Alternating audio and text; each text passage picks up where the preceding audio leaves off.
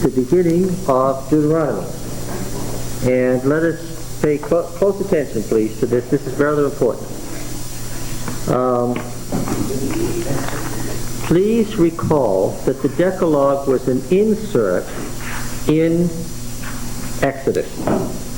Let's go back to Exodus 20 and review that. Let's read Exodus 19 and 20 again and review P's Decalogue, Exodus 19 and 20. All right?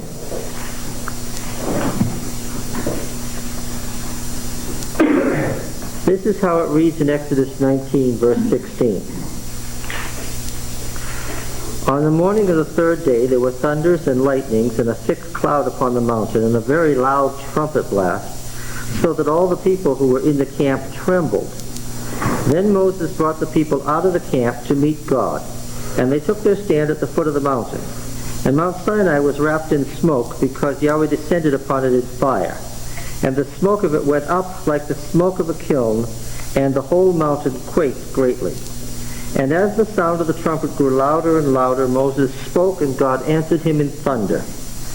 And Yahweh came down upon Mount Sinai to the top of the mountain, and Yahweh called Moses to the top of the mountain, and Moses went up. And Yahweh said to Moses, Go down and warn the people, lest they break through to Yahweh and gaze, and many of them perish. And also let the priests, this is the J and E account. In P, there aren't any priests yet. Right? There aren't going to be priests until after the tabernacle is built. That's going to occupy the 3 months before they start the tabernacle while they have the golden calf incident. Then it's going to take 6 months to build the tabernacle. They're only 3 months into that first year. There are no priests. This is the J-E account. Okay? Where there is no tabernacle building. The Yahweh doesn't say a word about a tabernacle being built. This is the J-E account. Also let the priests who come near to Yahweh consecrate themselves, lest Yahweh break out upon them. So there are already priests in J. And Moses said to Yahweh, The people cannot come up to Mount Sinai, for thou thyself didst charge us, saying, Set bounds about the mountain and consecrate it. Yahweh said to him, Go down and come up, bringing Aaron with you. But do not let the priests and the people break through to come up to Yahweh, lest he break out against them. So Moses went down to the people and told them. And God spoke all these words, saying, It's a sudden break, and it's shocking. We're in the middle of a story, and this is an odd place for it to be. Okay? Here, Aaron is already the high priest, and there are already priests. We don't know where in J they come from. They're just there. Okay? Now, this is narrative. And the narrative continues in 2018. And when all the people perceived the thunderings and the lightnings and the sound of the trumpet and the mountain smoking, the people were afraid and trembled and stood afar off and said to Moses, You speak to us and we will hear, but let not God speak to us lest we die. And Moses said to the people, Do not fear, for God has come to prove you, that the fear of him may be before your eyes, that you may not sin. All right? So the people stood afar off while Moses drew near to the thick darkness where God was. And then it goes right on to Exodus 32:1. Exodus 32 and verse 1, where we have the narrative continuing unbroken.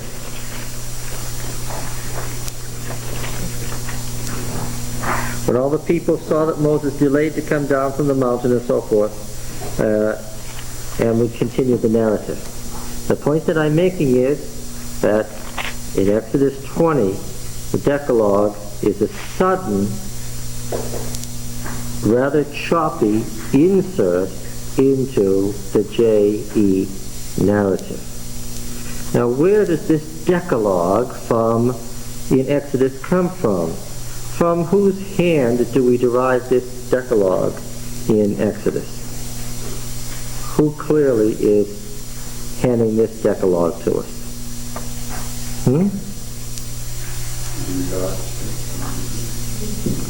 No. I'm asking who is the author. God did not speak all these words, Don. God didn't speak all these words because there's hundreds of them. How many words did God speak? 10. This Decalogue, I'm asking, where did it come from? Huh? Exodus 20 is D? What? P. Of course. What's the great big thing in the Decalogue? The Sabbath. The great big thing in the Exodus 20 Decalogue is the Sabbath. In fact, if you look at the Decalogue, that whole Decalogue centers around the Sabbath. Yahweh is the creator in Exodus 20. He's the creator of every single commandment. P's Decalogue is about Yahweh as creator. There's not one word of D till you get to Deuteronomy 5. Okay? I've said that several times. Now, what are we going to see in D? Do you think we're going to see the same thing? No, not at all. No. Well, let's see what we've got here. Deuteronomy chapter 5.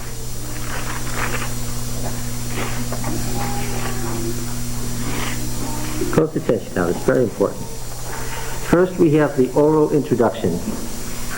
Hear, O Israel, the statutes and the ordinances which I speak in your hearing this day, and you shall learn them and be careful to do them. Yahweh our God made a covenant with us in Horeb. Not with our fathers did Yahweh make this covenant, but with us, who are all of us here alive this day. Yahweh spoke with you face to face at the mountain, out of the midst of the fire. While I stood between Yahweh and you at that time to declare to you the word of Yahweh, for you were afraid because of the fire, and you did not go up into the mountain, he said. The point I want to make now is that this oral introduction in D comes from where? Where do we get these details from? Where do they come from? They come from whose narrative? No! Not P. Think, I asked you to listen carefully. What? J and E. Who used both J and E, Lucy?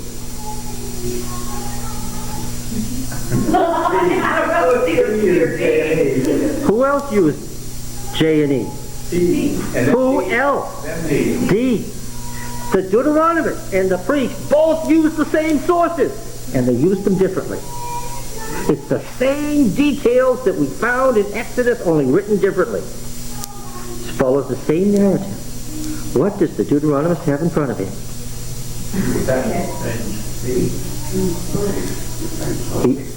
The same sources. Not one word of P, Tom, is in D. Not one word. What am I telling you? P, the priest, and D, the Deuteronomist, both used what? J and a common source. What is this common source? It is the religion of all Israel that existed before what? Before the division.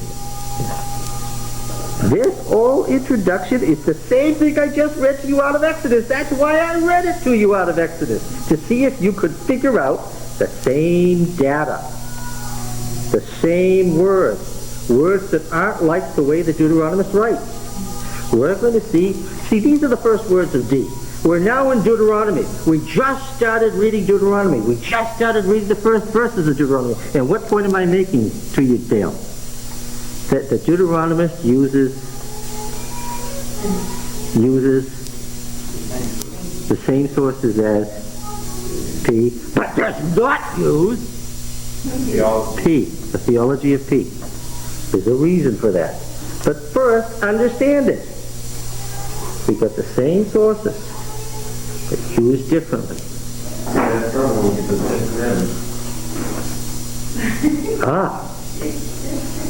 Now, what's going to happen when we get to the Ten Commandments? Let's read. He said. This is obviously a summary of what was in J&E and a Decalogue. The Decalogue here fits right in here because this is how he wrote it. This isn't like Exodus 20. This is the way the Deuteronomist wrote it. It's nice and smooth. I am Yahweh your God, who brought you out of the land of Egypt, out of the house of bondage. You shall have no other gods beside me. What does your text say? Before me. That is not the meaning of the word. Please cross it out. That is not the meaning of the word. To say have no other gods before me is a statement of what?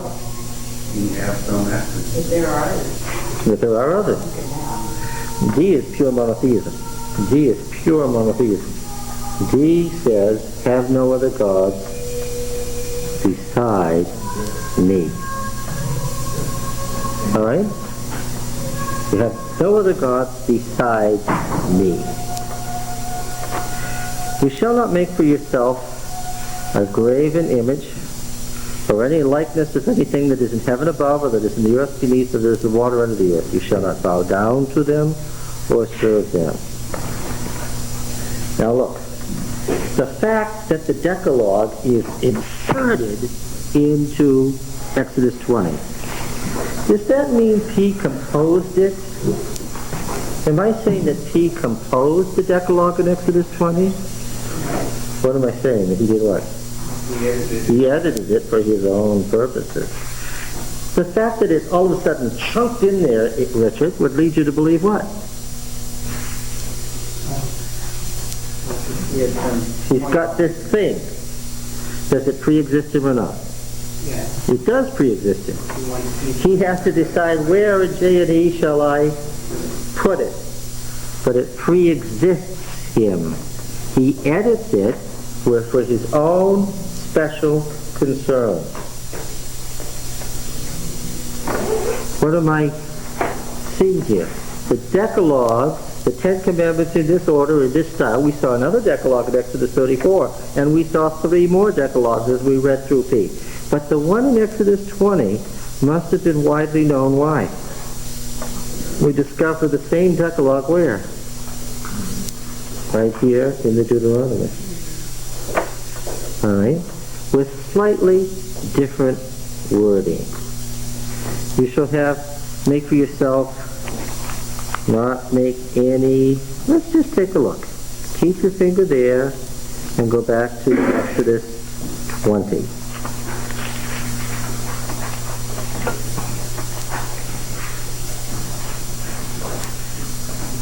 You shall not make for yourself, this is what Exodus 20 says, you shall not make for yourself a graven image. A graven image. Is that the same as this? Mm-hmm. Okay. Or any likeness of anything that is in heaven above, or that is in the earth beneath, or that is in the water under the earth. How's that? Same. You shall not bow down to them or serve them. Same.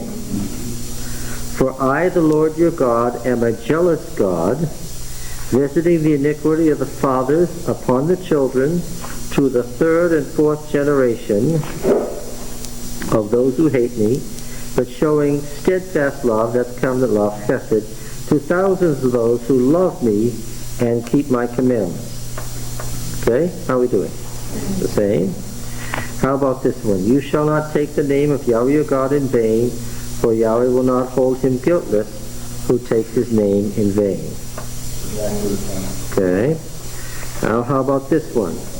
Remember the Sabbath day to keep it holy. 6 days shall you labor and do all your work, but the 7th day is the Sabbath to Yahweh your God.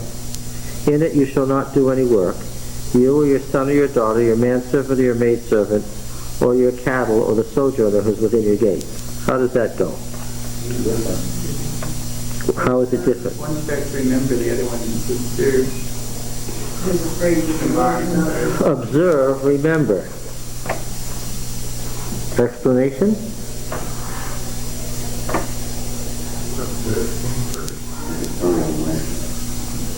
Good point.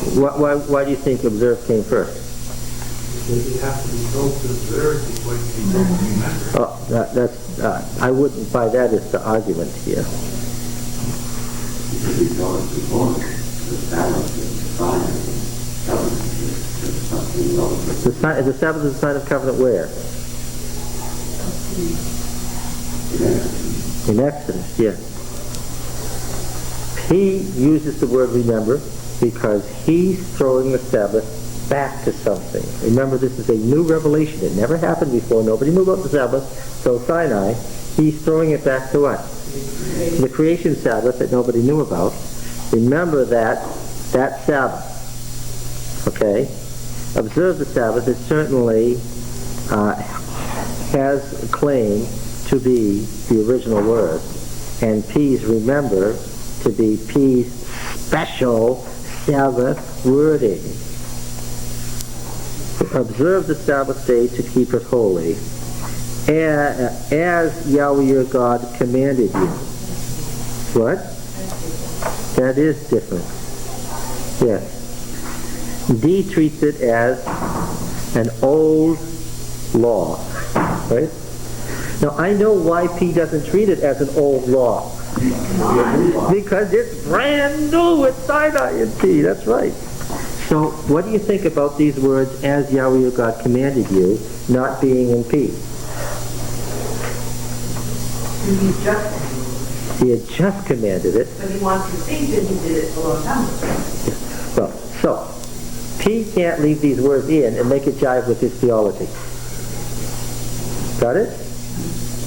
So he has to remove those words. In D, and we're going to see this often, in D, it's treated at Sinai, at the giving of the law, it's treated already as what? As an old commandment that God had already commanded sometime in the past.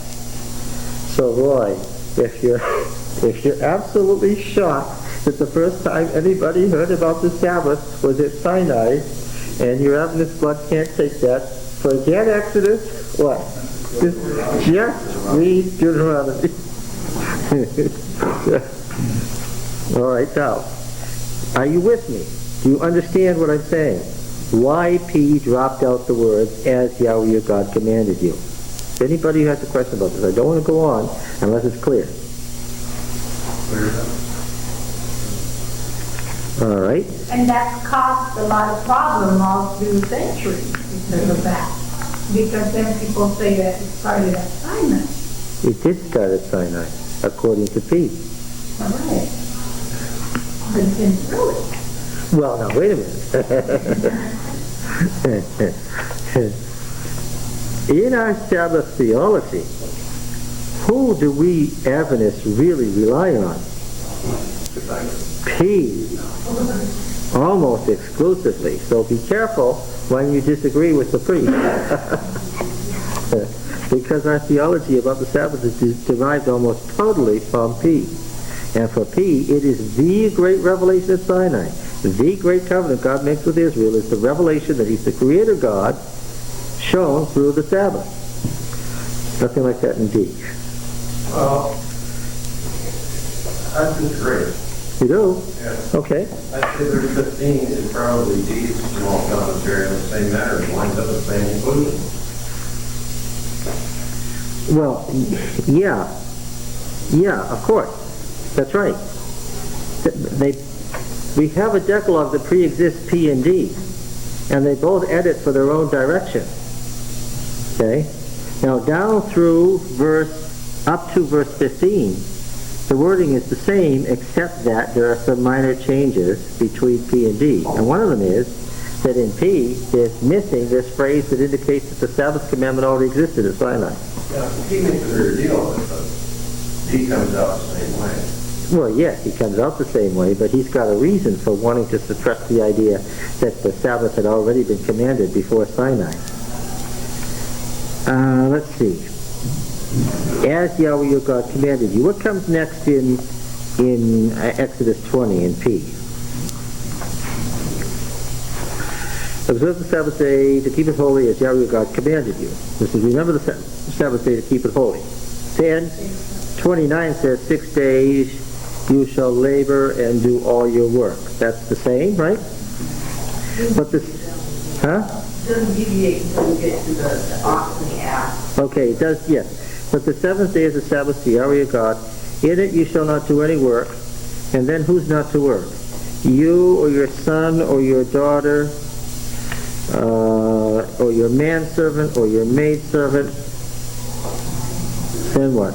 or your cattle, it says, or your ox or your ass or any of your cattle. I wonder why D made it more explicit. Or was it already more explicit, and did P just summarize it as cattle? Hard to determine which way that one probably went. There's no obvious theological reason for the difference. Or your cattle, or the sojourner who is within your gates. Now, this sojourner who is within your gates business is fairly common throughout both. Now we have the verse 11 in Exodus 24, in 6 days Yahweh made, which is in D, that your manservant and your maidservant may rest as well as you. You shall remember that you were a slave in the land of Egypt, and Yahweh your God brought you out thence with a mighty hand and an outstretched arm. Therefore Yahweh your God commanded you to keep the Sabbath day. So, down through your cattle, your ox, your ass, the commandment must have pre-existed or been that lengthy, already edited to that length by the time P got a hold of it and D got a hold of it, and then they both went off in opposite directions. What's D's reason?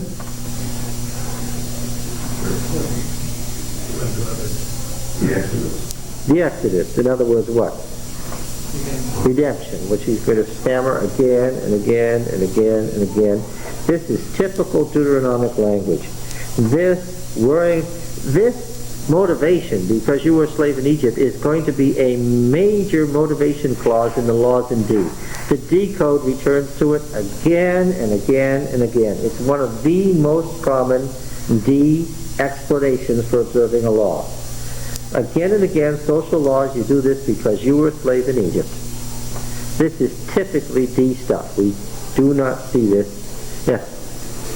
Mr. Turkey, after the scripture was going to assume about the mark of peace without actually pointing to it. Well, I said we follow a theology of the Sabbath almost exclusively from P. The Sabbath here is a sign of redemption. The Exodus from Egypt being redemption, the typical sign of redemption in Deuteronomy. He says nothing about the 6 days of creation. Again, who put Genesis 1 at the beginning and made it Genesis 1? P. It was the priest who decided that we would start off with the creation story. Let's remind ourselves again why he did that. What was the great issue in his day?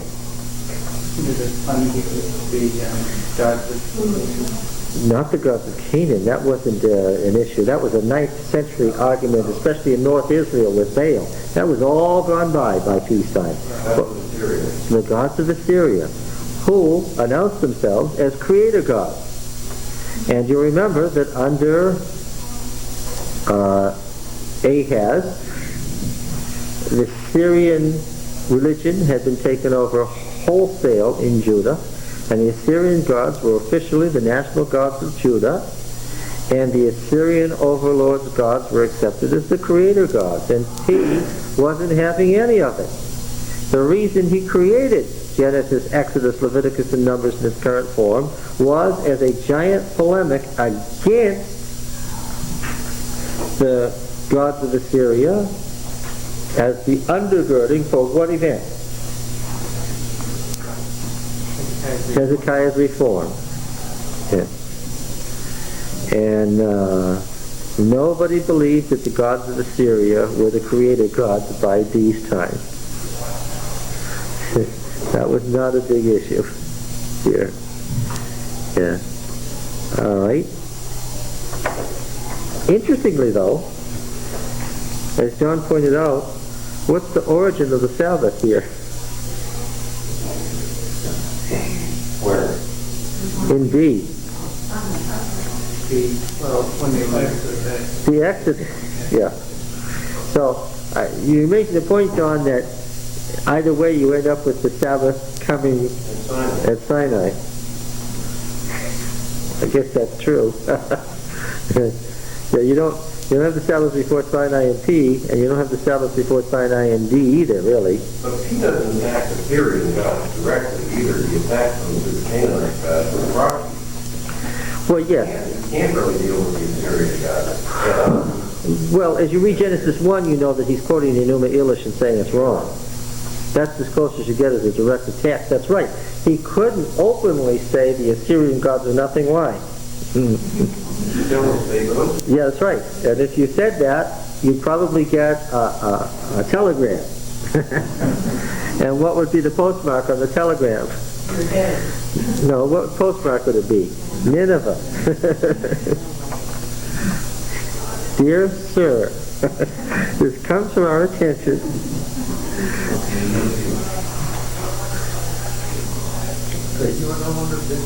Yeah, that's right. Unfortunately, you remember that ex-priests are generally killed in our society. Honor your father and your mother, that your days may be long in the land which Yahweh your God gives you. How does that compare? Here's another one of those phrases. Honor your father and your mother as Yahweh your God commanded you, that your days may be prolonged and that it may go well with you in the land which Yahweh your God gives you. That's clearly a D expansion. Those are so typical of the words that he uses throughout the body of D that, yes, that's really true.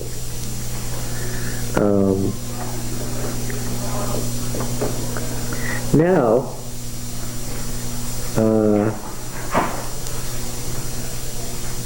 you see how he divides it up 5 and 5? He makes the other 5 commandments that had no elaboration beforehand. You shall not kill, and it's just a vowel. Richard, it's just a vowel. You shall not kill, and you shall not commit adultery, and you shall not steal, and you shall not bear false witness against your neighbor, and you shall not covet your neighbor's wife and your neighbor's house. I know why he did that. We're going to see that a lot. The position of women in the D code is elevated. In the way it's worded in Exodus 20, verse 17, you shall not covet your neighbor's household. And what are some things in your neighbor's household that you shouldn't covet? His wife, his man-slave, his woman-slave, his ox, his ass, or anything that belongs to your neighbor. So that as it reads in Exodus 20, the wife is what? It's the principal piece of property in the neighbor's household. That what it's saying is don't covet your neighbor's property, the principal of which is his wife. Here, it's divided differently deliberately. Don't covet your neighbor's wife. And also anything that's in your neighbor's household. You like that better? All right. Somebody said something last Sabbath in class. We were talking about how the position of the woman in ancient society. I think there's a big misconception about women in ancient society, that they were only regarded as property. The fact that there were many prominent women, politically prominent or leadership prominent through the period of the judges and on into the time of the king, suggests that there was a dichotomy or a severe split between those who were regarded and those who were not. But there was the same problem with men. That's right. It's not as clean as women were keeping the property. No, it's a mixed bag. Some were.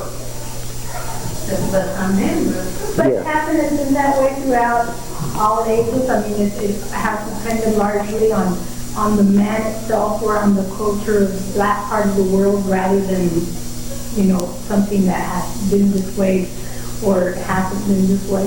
You know what I'm saying? Mm-hmm. Mm-hmm. We come out of Northern European culture where it was property for a long time, and in English common law, the women were all property, and so we may read the Bible that way, although it's not necessarily the case. It was mixed. Remember Abraham's problem with Sarah? His great problem was what? That legally she was his equal and could give him lots of problems if he didn't satisfy her concerns. All right, so the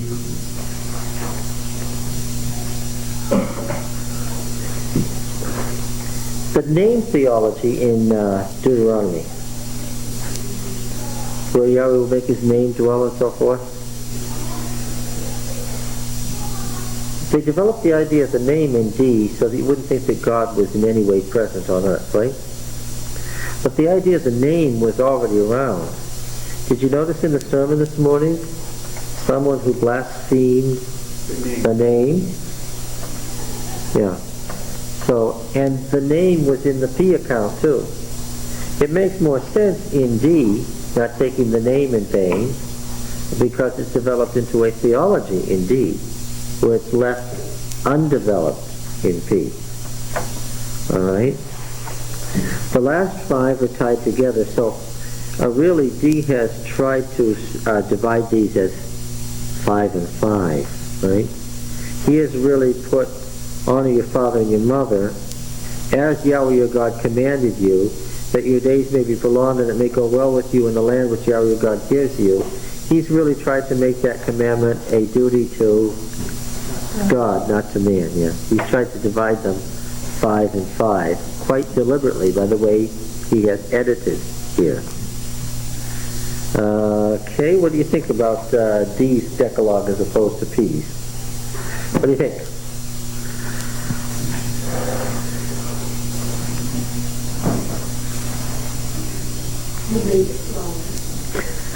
Yes, the basics are all there. Yes, that's true.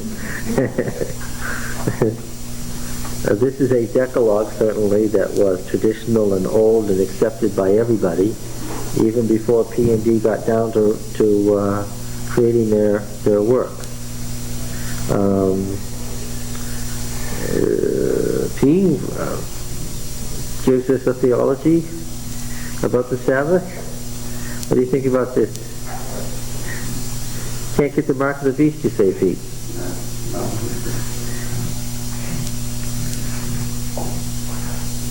The motivation is so that your slaves and your cattle can rest, because you were slaves in Egypt.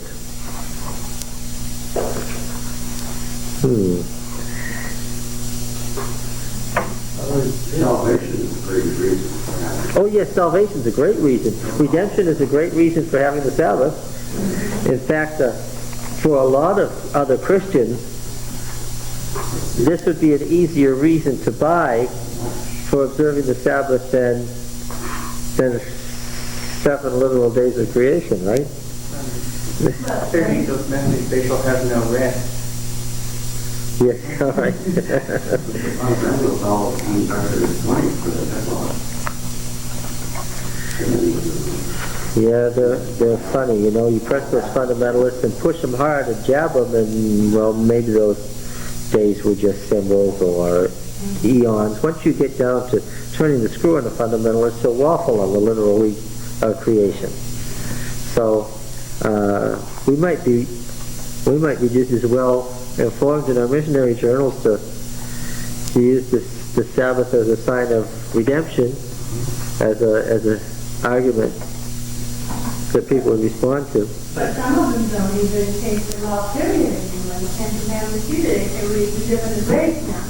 So we don't need the law at all. Yes, I had this discussion with the Disciples of Christ minister, and the Disciples of Christ will always begin that way. You ask him, can a Christian worship images? What's he going to say? And what did he say? No.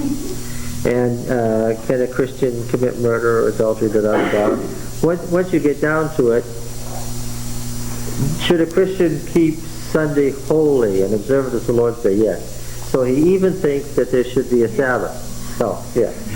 So, but after arguing that there's no law, that we're not under law, under grace, you can take that same person and get them to commit to every one of the 10 Commandments.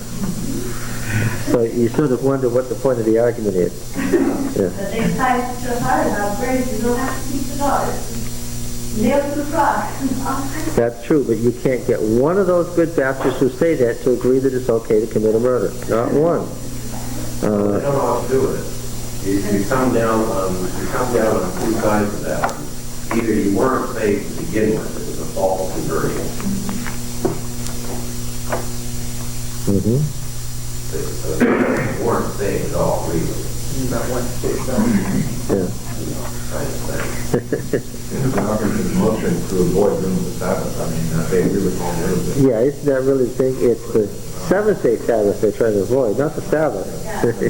Because Sunday, they keep holy because that's the day our Lord rose, and that's his day. But the Sunday, we just that. The last time we had Sunday law arguments in Massachusetts, I went and testified in front of the Ways and Means Committee. And I was the 19th clergyman. And I asked them all. I was brazen about it. I asked every one of the guys who spoke. Are we under the law or under grace? Under grace. Then why do we have to observe the law? This is really not what... This was shocking to some of them. They were there to impose this law on society because it says so in the Bible. The same law that was nailed to the cross we have to observe. And not only do we have to observe it, we have to force society to observe it. Interesting, huh? And there was a Jewish rabbi sitting with us from the American Jewish Congress. At the end of the day, he says, "Aren't you embarrassed to make mincemeat of all those other clergymen in front of me?"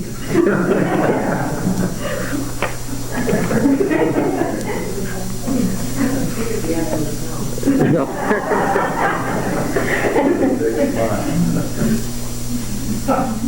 But the chairman of the Lord's Day Alliance asked me to dinner. And we had a fine dinner on some expensive restaurant in Beacon Hill. And we got the Lord's Day exemption because he called the Cardinal's residence and asked Cardinal Medeiros what he thought about it.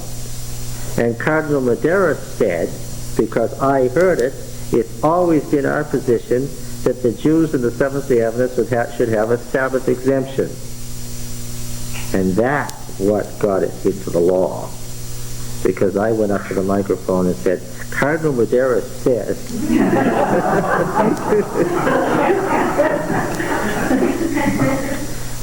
Okay. That's crucial to modern Protestantism, as well as the Catholic Catholicism, is that the discussion of Sunday observance or Sabbath observance not be driven to its origin, that it be driven to modern practice in society. That's right. And so forth. Yes. The Catholic Church is not anxious to discuss the origins of that day.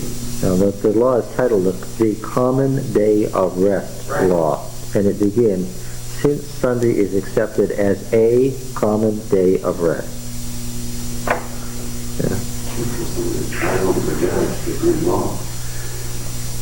Yeah, almost within minutes of it happening. Yeah. All right, so Going back to the Sabbath or the vehicle Sabbath, but doesn't it, they speak of ties together and saying that redemption is the recreation. So it is the act of the Creator God in both instances. Yeah, Yahweh is the Creator. You know that because you read Genesis 1. That's really peace speaking. Well, the Yahweh says that He's the Creator too. How does He look at as Yahweh? Doesn't He look at Yahweh as the Creator God, the Supreme God? He never talks about it. I don't think we're going to find any evidence that He ever talks about it. We could say, well, we have to presume that He did, but that isn't going to, that's not exactly a biblical reason.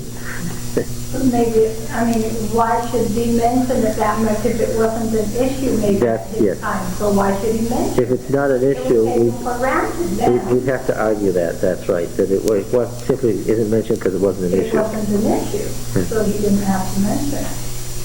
But I think we are on the same ground.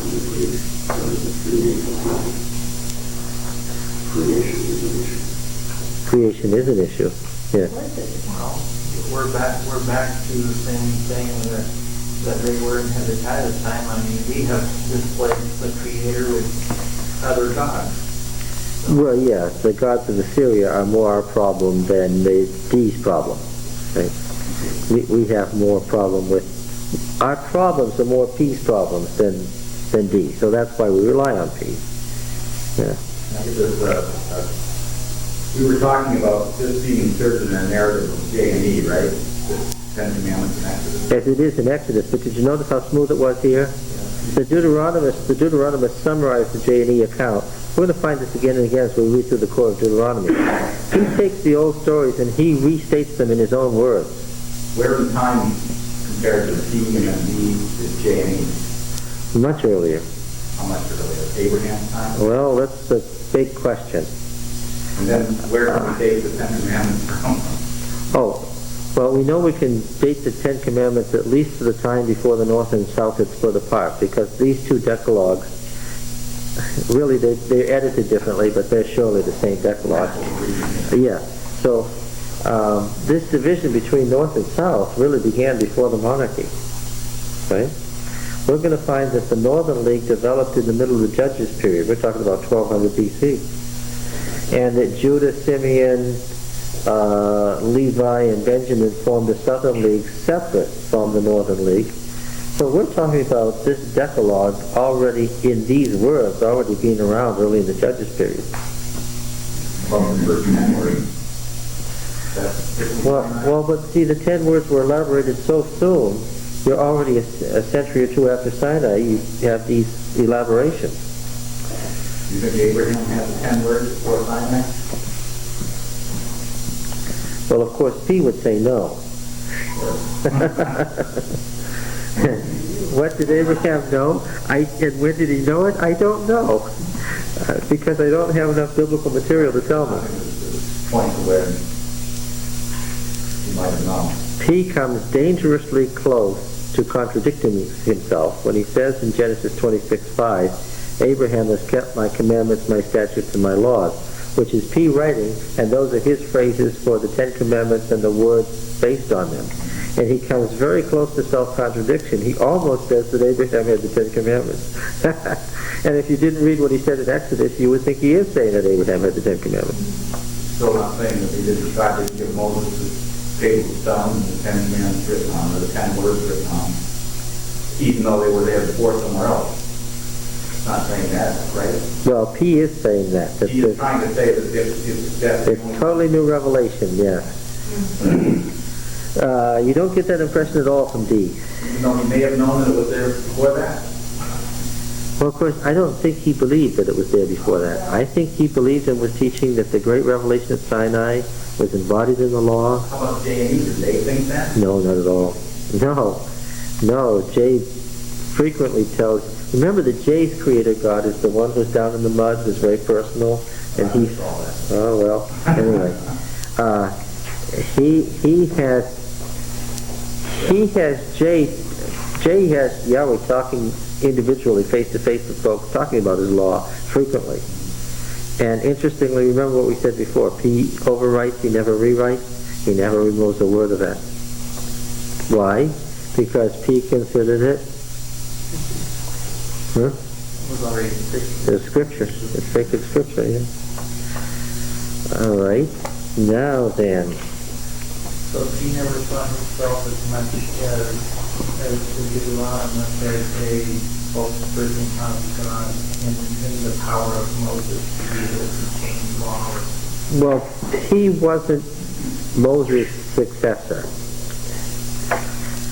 Who was P? Aaron's successor. And he certainly believed that he had full authority to write scripture, but not to rewrite it or to suppress it. And yes, you have the authoritative voice of the Aaronite priesthood in P, and you have the authoritative voice of the Mushite priesthood in D. Shall we go on? We'll come back to the Ten Commandments. They're basic, and you'll see how they appear again and again. And we're going to note a lot how D takes the same stories from J and E, summarizes different important points out of them, and heads in a different direction. One of the things that has been said, and we can see it right here at the outset, at the opening words, is that D has much more social concern. That D has much more concern for the individual. Lucy, was it you who said you liked D better? No, must be somebody else. I like D better. You like D better? Yeah. Trinell does? Okay, well let's read on. These words Yahweh spoke to all your assembly at the mountain out of the midst of fire, the cloud, and the thick darkness with a loud voice. He added no more. He spoke to you face to face at the mountain out of the midst of the fire. We noticed how DTR 1 took that fire business and turned it into a great sermon on God being a consuming fire. He added no more. And he wrote them on 2 tables of stone and gave them to me. And when you heard the voice out of the midst of the darkness while the mountain was burning with fire, you came near to me, all the heads of your tribes and elders, and you said, Behold, Yahweh your God has shown us his glory and greatness, and we have heard his voice out of the midst of the fire. We have seen this day God speak with man, and man still live. Now therefore, why should we die? For this great fire will consume us. If we hear the voice of Yahweh our God any more, we will die. For who is there of all flesh that has heard the voice of the living God speaking out of the midst of fire, as we have, and is still live? Go near and hear all that Yahweh our God will say, and speak to us all that Yahweh our God will speak to you, and we will hear and do it. And Yahweh heard the words which you spoke to me, and Yahweh said to me, I have heard the words of this people which they have spoken to you. They have rightly said all that they have spoken. Oh, that they had such a mind as this always, to fear me and to keep my commandments, that it might go well with them and with their children forever. Go and say to them, return to your tents, that you stand here by me, and I will tell you all the commandments and the statutes and the ordinances which you shall teach them, that they may do them in the land which I give them to possess. And this is the beginning, of course, of the whole covenant ceremony. What we're about to hear, according to the way he's writing it, what God told Moses was the rest of the covenant. Yes. What is the difference between law and command, or law and ordinance? Yes, well, the commandments is certainly what? Yes, the commandments is certainly the Decalogue. The statutes and ordinances, the statutes are the decisions received by the court. They are civil court decisions. And ordinances are the ritual law. They all originate from God. Here, the distinction is made between the Decalogue, that which God spoke and everybody heard, and the rest of the statutes and ordinances, that which he spoke only to Moses and Moses communicated to them. But some other statutes and ordinances, all they were created in order that the people might relate to the 10. Well, yes, of course, they're all spoken of together. There's no distinction between moral and ceremonial, certainly. You shall be careful to do, therefore, as Yahweh your God has commanded you. You shall not turn aside to the right hand or the left. You shall walk in all the way which Yahweh your God has commanded you, that you may live long, and that it may go well with you, and that you may live long in the land which you shall possess. That phrase that we found in the commandment about honoring your parents, that your days may be long, is a major developed theme in Deuteronomy. Staying long in the land. Now, chapter 6 begins a heading. Now, this is the commandment, the statute, and the ordinance. We're going to see this, these subheadings here running all the way through, either as beginning or ending of subsections. Now this section, peroration on why you should keep the Decalogue, runs all the way from chapter 5 through chapter 11. At chapter 11, the actual covenant ceremony is enjoined upon them. The covenant blessings and curses at Mount Ebal and Mount Gerizim. And then, before you get to it, something has been inserted. there is a new section in chapter 12. And what is that? The code itself, the actual law code, begins in chapter 12, verse 1, and follows all the way through to 26:19. Chapters 12 to 26 inclusive are the actual laws. Chapter 27 is the completion of the actual ceremony. And chapter 28 likewise, the blessings and curses on evil and Gerizim. And then in chapter 29, we cover the Deuteronomic historian. We're back out of D into somebody else. All right, having stated that God spoke the Ten Commandments, everybody heard it, then God gave permission for the rest of the law to come through Moses. That's what we've heard so far. That God spoke the Ten Commandments. Everybody heard, this is what he said.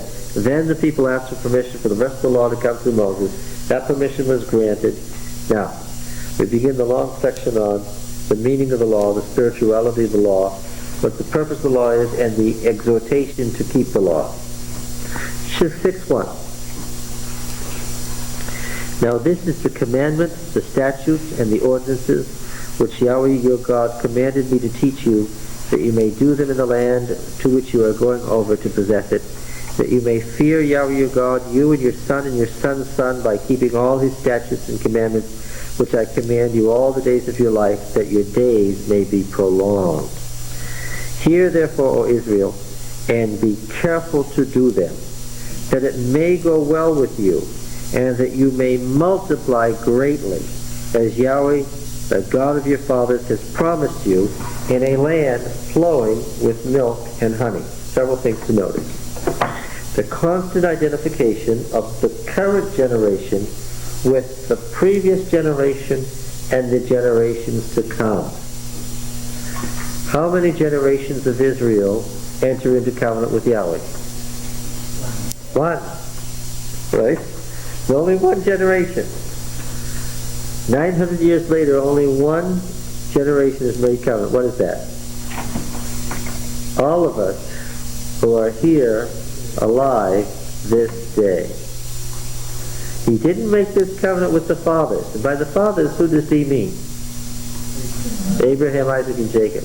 But he made it with us. If he were alive today, he would say, he made it with us. Who stood at Horeb, according to D? We did. We did.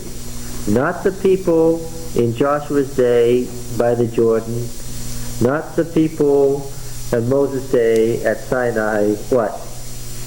We did. Yeah. It's the endless continuity of the one generation that has entered into covenant. This generation, and what must this generation do as far as continuing the covenant? It must transmit the covenant to children and the children's children. Yes. Now, for that, so that things can happen, that it may go well with you and you may multiply greatly. There is this constant concern, and we see it, and we know what the purpose is, why this happened. Why were they so concerned with fertility? Yeah, can't drive it home enough. They didn't have enough people. It's incredible in the late 20th century to think that there was a time in the world when everybody was scared that what? The birth rate might be too low. The worst thing that could be threatened was what? Ezekiel said once, no birth, no pregnancy, no conception. That was scary. See? That you may multiply greatly. Keeping the law is going to enable certain things to happen. Prolonging of days and great multiplication is among those. And the more children, the better. In this land flowing with milk and honey, this is the old Bedouin phrase from the original conception of the land. The land flowing with milk and honey. Why do I say that's a Bedouin phrase? City dweller never would have called it that. Why? And the Bedouin has to go out and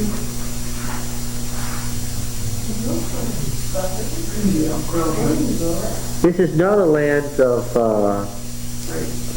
and orchards. So, land flowing with milk and where does the milk come from? Some people have pointed out that it can mean curds, it can mean yogurt. Yeah, where does the milk come from? It comes from the goats. That they are what? Yeah, they are herdsmen. Yeah, and the honey. Yes, that's right. It's the it's that which is gathered from wildflowers. It's not what you have when you have sugar, which they made, or wine, which they made. Yeah. So this is the old phrase for the land from the fathers, the covenant with the fathers. And then comes after this introduction. Now this is the commandment, the famous phrase, the beginning of the peroration of the meaning of the law. Hear, O Israel, Yahweh our God is one Lord. You can read it. For Yahweh our God, Yahweh is one. Yahweh is our God and Yahweh is one. Yahweh is our God and Yahweh alone, because echad can be one or alone or only.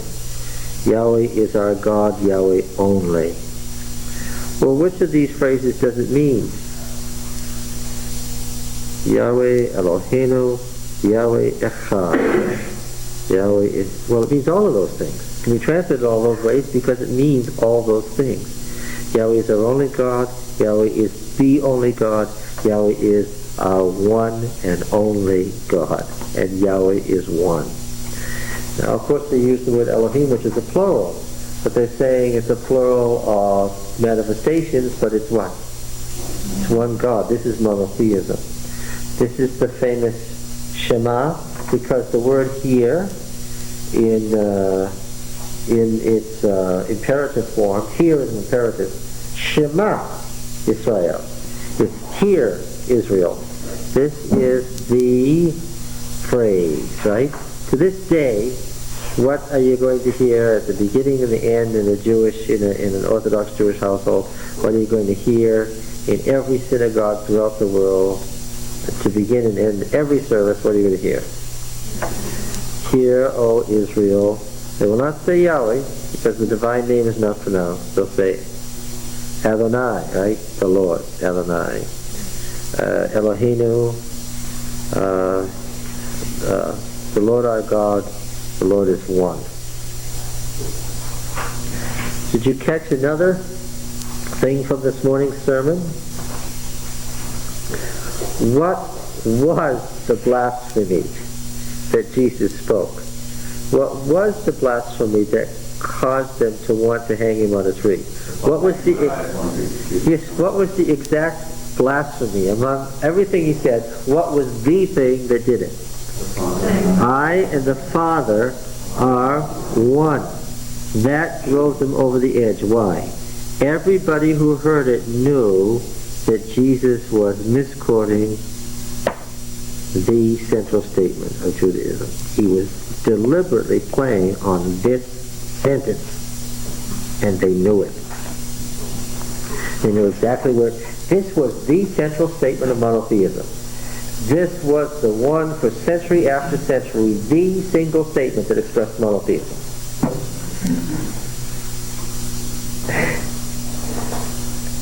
And when Jesus said, I and the Father are one, what did he seem to be saying? Yeah. He seemed to be undermining the central faith of Israel that has come from Moses.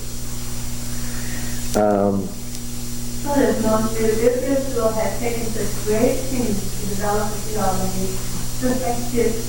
You can see how they were perfected. Oh, I have no question why it caused the response it did. Neither did Jesus. Was he surprised? No. He knew exactly what he was doing. If we say that maybe John 3:16 is the most famous text in the Bible and that Psalm 23 is the most famous psalm, The most oft-quoted statement in the Bible is this one right here. This is the thing that has been said for centuries. Deuteronomy 6:4 is the central statement of the faith of Israel.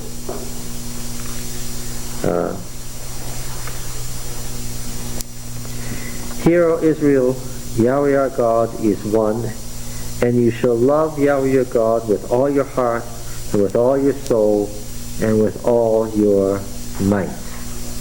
Ma'od just means to the extremity, all the natural force.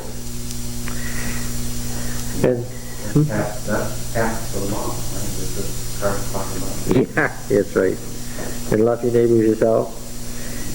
Which is also a Deuteronomic phrase that we'll find further on. It's usually turned to Leviticus, but it's a Deuteronomic phrase. And these words which I command you this day shall be upon your heart. And you shall teach them diligently to your children, and shall talk of them when you sit in your house, and when you walk by the way, and when you lie down, and when you rise. And you shall bind them as a sign on your hand. They shall be as frontlets between your eyes. And you shall write them on the doorposts of your house and on your gates. You get the idea that the law is an all-consuming passion, is the central concern and thought of Israel. Yeah. And so in Orthodox Judaism you have the spirit of the law turned into the letter of the law. What do you have? Yeah, you have the mezuzah, right? Now if you open it, what will you find it says? There's a little card inside rolled up that says in Hebrew, has this paragraph on it. And you see the frontlets tied to the forehead between the eyes. And bound on the hands. And when Yahweh your God brings you into the land which he swore to your fathers, to Abraham, to Isaac, and to Jacob to give you, with great and goodly cities which you did not build, and houses full of all good things which you did not fill, and cisterns hewn out which you did not hew, and vineyards and olive trees which you did not plant. And when you eat and are full, then take heed lest you forget Yahweh who brought you out of the land of Egypt, out of the house of bondage. You shall fear Yahweh your God, and shall serve him, and swear by his name.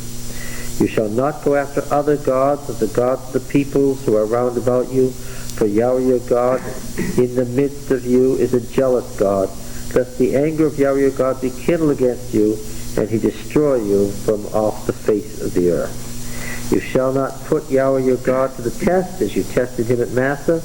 You shall diligently keep the commandments of Yahweh your God and his testimonies and his statutes which he has commanded you.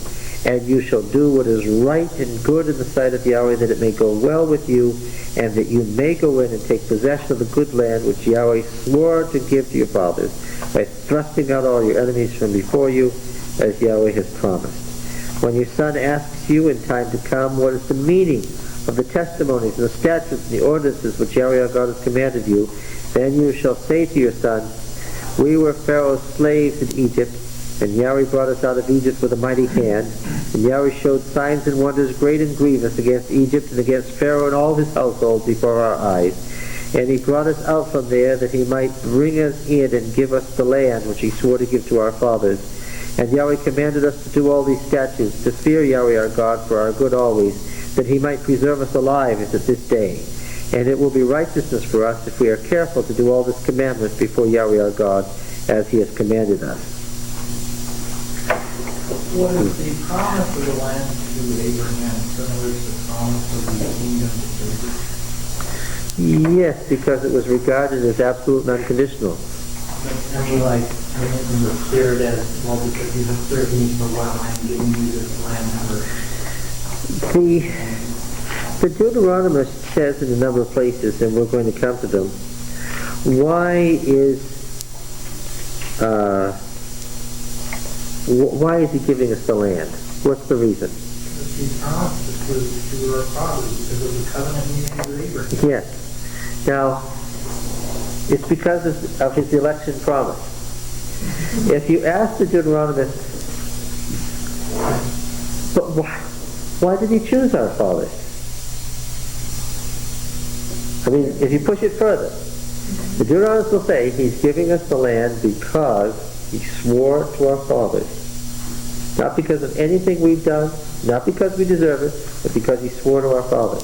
If you ask him, but why did he swear to our fathers, what will he say? No. Yeah. What? That's right. He'd say, because he wanted to. That's the exact answer. We're going to come to it more than once. But why did he choose the fathers? Because he wanted to. But why them? Because he wanted to.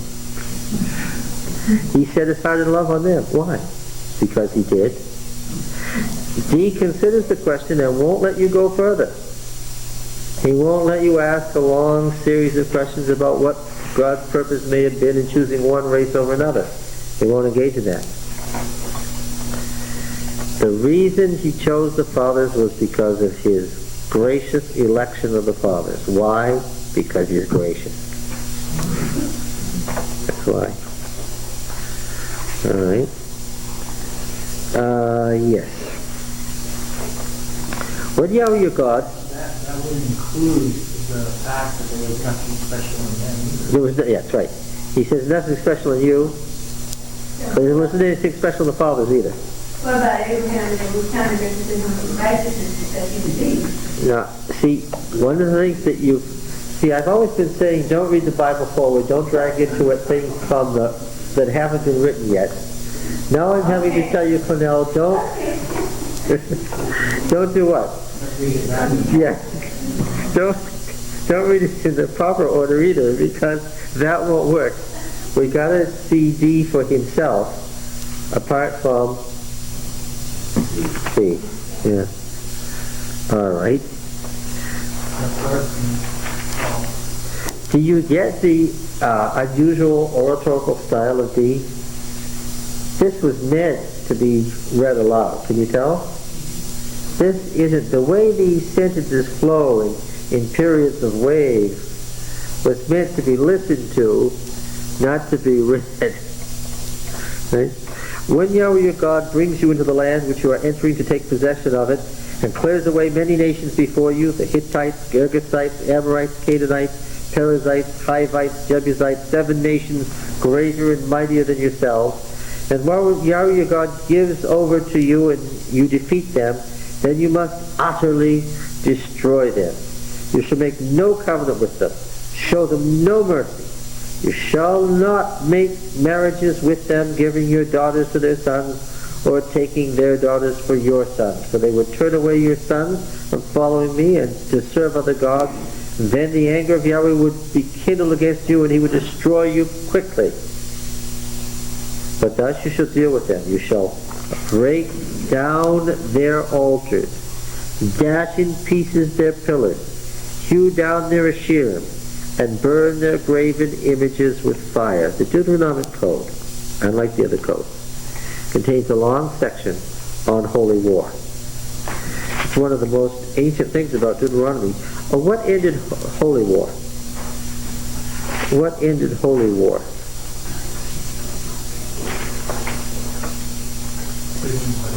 Well, when in history did it stop, and why did it stop? No, that was holy war. When David... Yeah, when David what?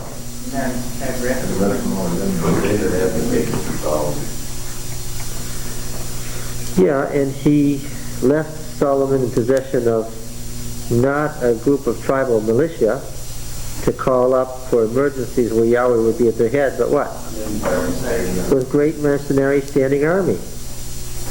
And how could you have holy war against the heathen when what? They were, yeah.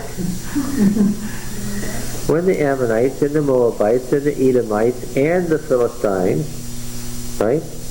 And the Syrians of all the different Syrian states and all the Lebanese city-states that are part of your empire, what can you not have anymore?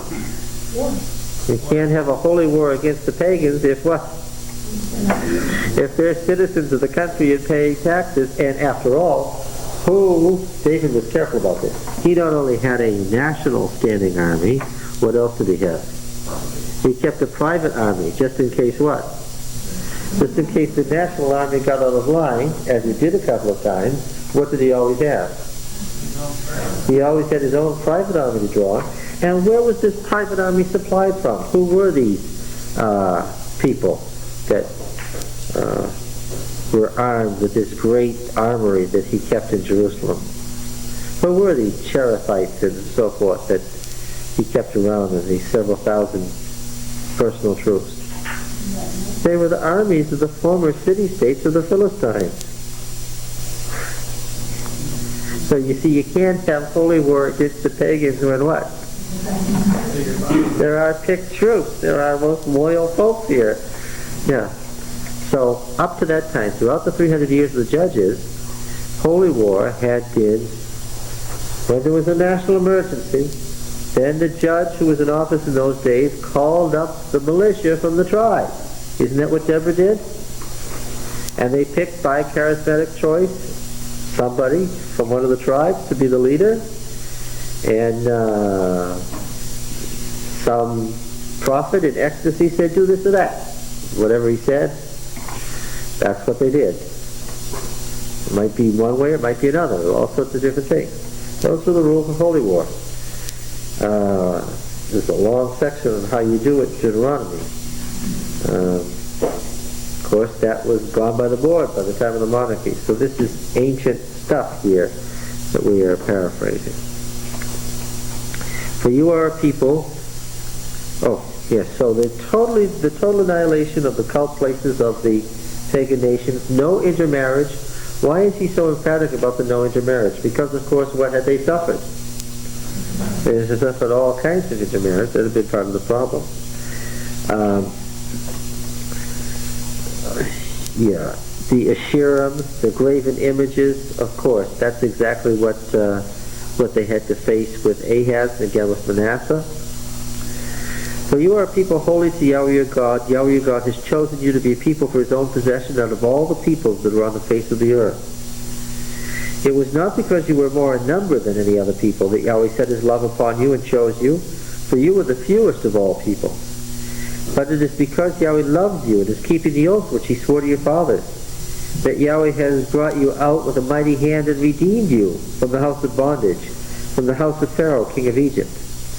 Know therefore that Yahweh your God is God, the faithful God, who keeps covenant and steadfast love with those who love him and keep his commandments to 1,000 generations, and requites to their face those who hate him by destroying them. He will not be slack with him who hates him. He will requite him to his face. You shall therefore be careful to do the commandments and the statutes and the ordinances which I command you this day. And because you hearken to these ordinances and keep and do them, Yahweh your God will keep with you the covenant and steadfast love which he swore to your fathers to keep. He will love you, bless you, and multiply you. He will bless the fruit of your body and the fruit of your ground, your grain and your wine and your oil, the increase of your cattle and the young of your flock, and the land which he swore to your fathers to give you. You shall be blessed above all people. There shall not be a male or female barren among you, or among your cattle. And Yahweh will take away from you all the sickness, and none of the evil diseases of Egypt which you knew will he inflict upon you, but he will lay them upon all who hate you. And you shall destroy all the peoples that Yahweh your God will give over to you. For I shall not pity them, neither shall you serve their gods, for that would be a snare to you. Indicating what? There would be a natural tendency toward, this is natural, there would be a natural tendency toward what? Toward first what? Not idolatry first, toward what? To pity. And pity would lead them to what? To not destroy, and that would lead to toleration, and then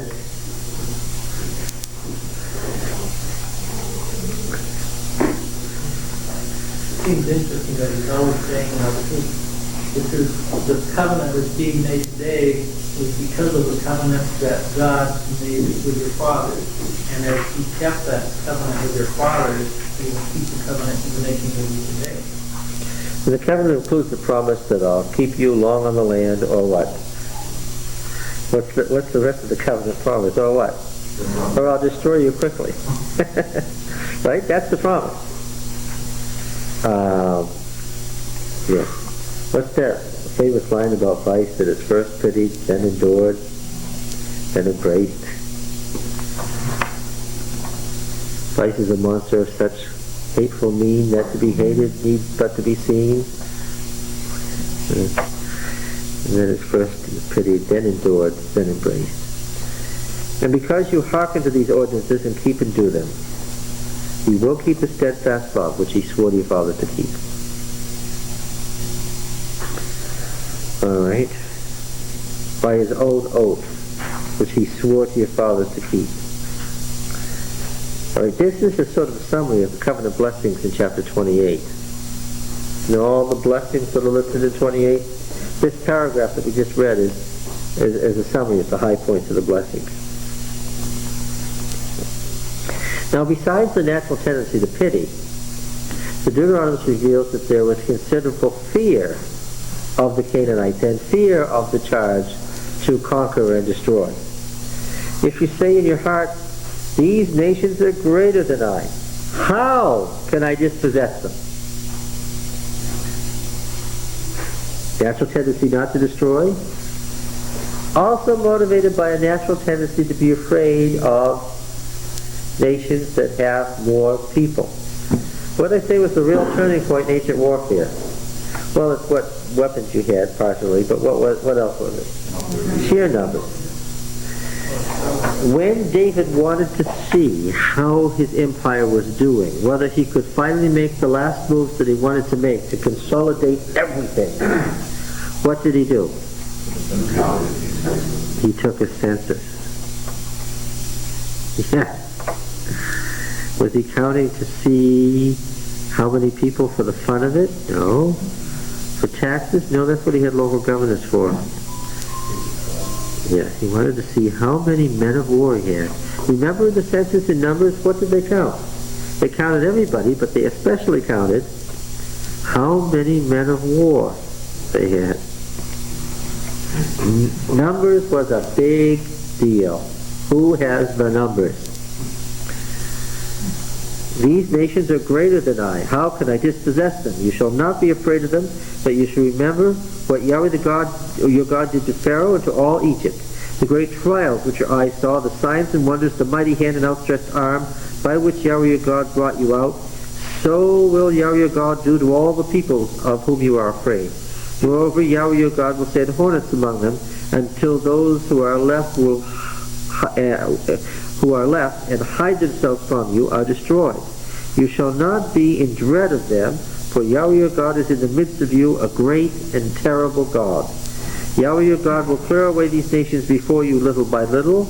You may not make an end of them at once, lest the wild beasts grow too numerous for you. What's going on there is the D's explanation of why they didn't conquer all at once. How many people were we talking about coming out of Egypt at this time? 35,000? At most, with all the women and children counted. So how many men of war? 10? 10 to 12,000 at most. So it's not a very big army. No. That's why they were afraid. Yeah. Yeah. Afraid of the army, they won't believe all. Well, but the Lord didn't want us to pin down numbers. He didn't want David to do it. That's right. Yahweh your God will give them over to you and throw them into great confusion until they are destroyed. And he will give their kings into your hand, and you shall make their name perish from under heaven. To make their name perish means to totally annihilate them. Yeah, that's right, their families, that's right. Now the man will be able to stand against you until you have destroyed them. The graven images of their gods you shall burn with fire.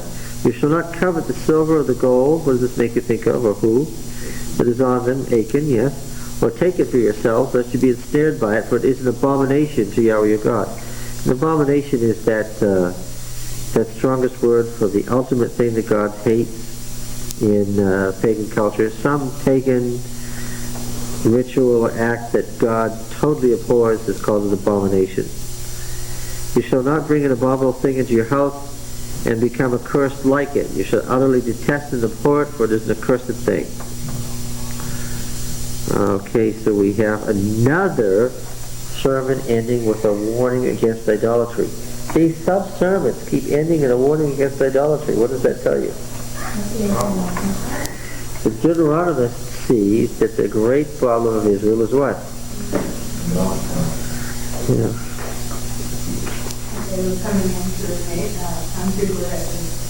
Well, it was everywhere, yes. Yeah, we're going to have this phrase right in the core of Deuteronomy, on every high hill, under every green tree. That's where fertility was. There was a cultic installation that was pagan, everywhere. So that just destroying the pagan concepts would be very difficult to do, especially if the people weren't wiped out entirely. And of course they weren't wiped out entirely. They were taken over. And the thought Israel had, of course, was, well, if we take over the Jebusites, and we take over the Philistine city-states, and we take over the Philistine cities in the Jordan Valley, and we take over the cities in the lowlands, the great cities like Hazor, they'll be a benefit to us. They can help us. They can be our colleagues and our slaves, right? And in fact, did the Hebrews eventually win Palestine? Yes, they did. Did they win all of Palestine? Yes, they did. They won the war. And what? And they lost the peace, because by the 9th century, who are the Israelites? The Israelites are the new Canaanites. And their religion is what? It's the Baal religion of ancient Canaan. And who's carrying it on? The Hebrews. Yes, through all their cultic installations and so forth, they are the new Canaanites. They absorbed the culture. They absorbed the culture without any radio, TV, and books or magazines. Yes, that's right, or poll takers. Had a lot of parties. Yeah, I think they probably did have a lot of parties. Yeah. The constant question of fertility. Community-oriented people, so therefore they could communicate quickly. That's right. That's right. And intermarriage with a tribe made that tribe part of your family, and almost impossible to think of killing them. Yeah, and the reason that D is so emphatic about monotheism is the Hebrews didn't say, let's not serve Yahweh. What did they say? Let's serve him and the others. And the others too. Let's have the very best we can. Let's worship Yahweh and worship Baal and Asherah. And let's have every good thing that everybody can give us. What was the constant problem? You had a wild man like Elijah coming in out of the desert, right? From out of the unpopulated area, living like a Bedouin, like the old first generation of Israel, coming in, looking like a wild man, and saying to these people in the settled cities of the country, what? You've got a problem. You've got a real serious problem. And the problem is that Yahweh is what? He's jealous. Yahweh is a jealous God.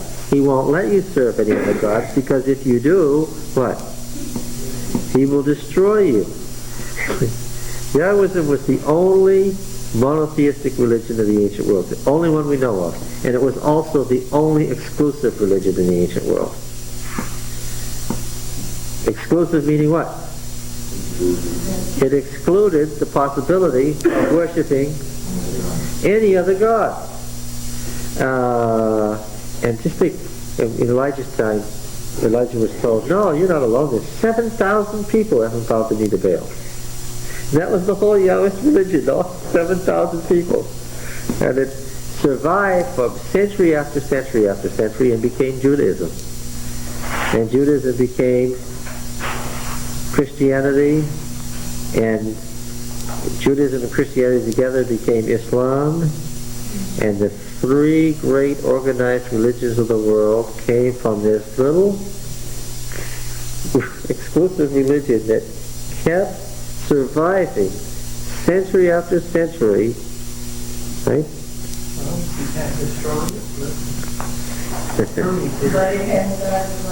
Well, yes, because it couldn't possibly have survived in that environment. Could not possibly have survived on its own. That's my opinion. That's just my deduction. That there was no way that a religion of this type could ever be popular enough for people to want to embrace it. 8:1. Could I ask one question about 7? Yeah. In the first verse, it seems that this was all written before they crossed the Jordan. Is that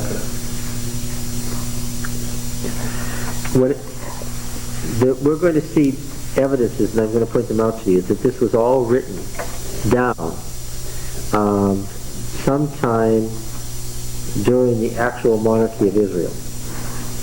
But the wording is chosen as if Moses was speaking in the very first generation, because he is using ancient materials.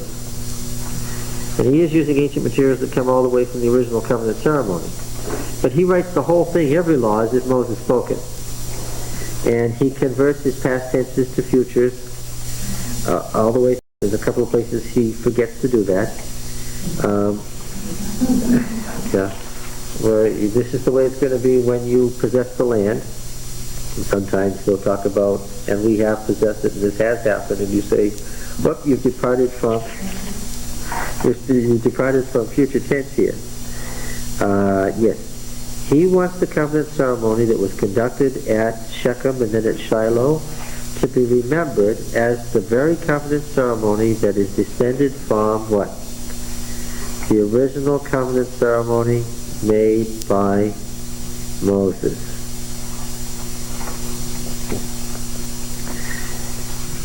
Yes.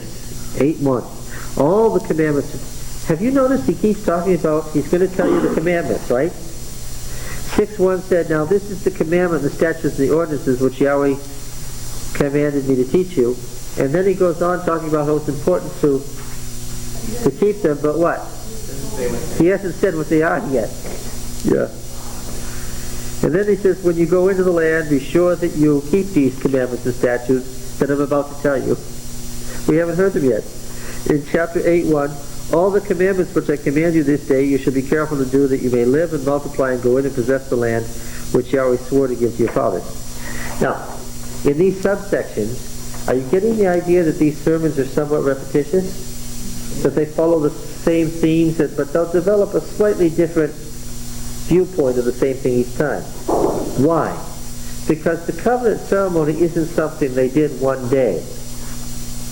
When I say that we're reading the covenant ceremony as it was conceived in Shechem and Shiloh and later at Jerusalem, what am I talking about? A ceremony that what? 8 days. It went on for 8 days. Yes. So, yes, that's right. The covenant mediator was playing whose role? Moses.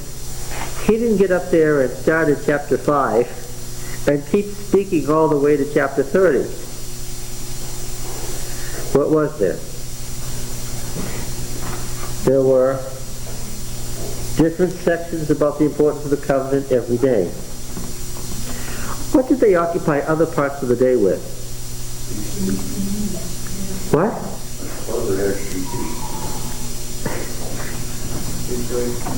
Yes, rejoice. Dancing, singing. Dancing, singing, dancing. Are you sure? Making a joyful noise unto the Lord. Is this the sort of stuff that you would do if you were Not the way Hollywood showed it. what? Not the way Hollywood showed it. But no, wouldn't they afflict their souls or something? Isn't that what you should do? In the time of feasting, why are they called feasts if you're supposed to afflict your soul? It's time to be happy. And Isn't it not? Well, I'm just acting the role of the Puritan here. I find it hard to remember the Puritans were ready to hang all those people who danced around the maypole. I'm finding it hard to believe that you would say that the way they celebrated this covenant was they listened to these solemn words and then they went out and ate a lot and drank a lot and danced around and sang. He's talking about this later in chapter 8 here. What? In verse 10, when you've eaten and are satisfied, praise the Lord your God for the good land he has given you. What does it say then? Verse 10. And you shall eat and be full and bless Yahweh your God. And it tells us in chapter 28, and if you don't make merry, and if you don't rejoice, and if you're not glad, and if you're not happy because of the abundance of all the things God has given you, then what? They'll take them all away. Because you weren't grateful and you weren't happy. See, that's how it is. You know, I think. But it gets a bit worse here. What did they drink? What did they drink? Did anybody read the laws of the when you appear before where the Lord makes his name dwell, what you drink? Did they drink water?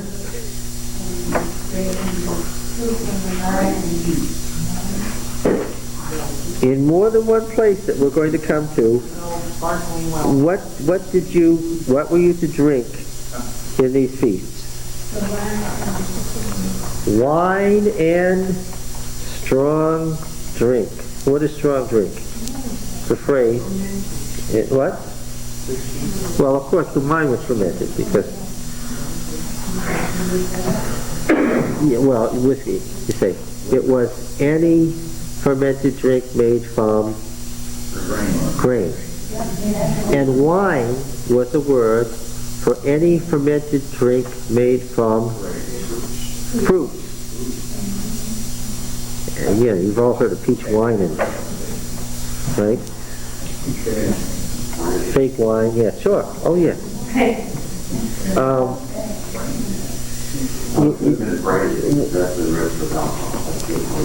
Wine is strong drink, and then your heart is to make merry.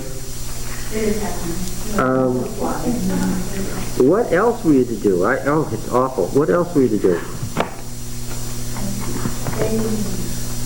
See, they had a religion that was somewhat different from ours. We talk about the Hebrew religion being holistic, right?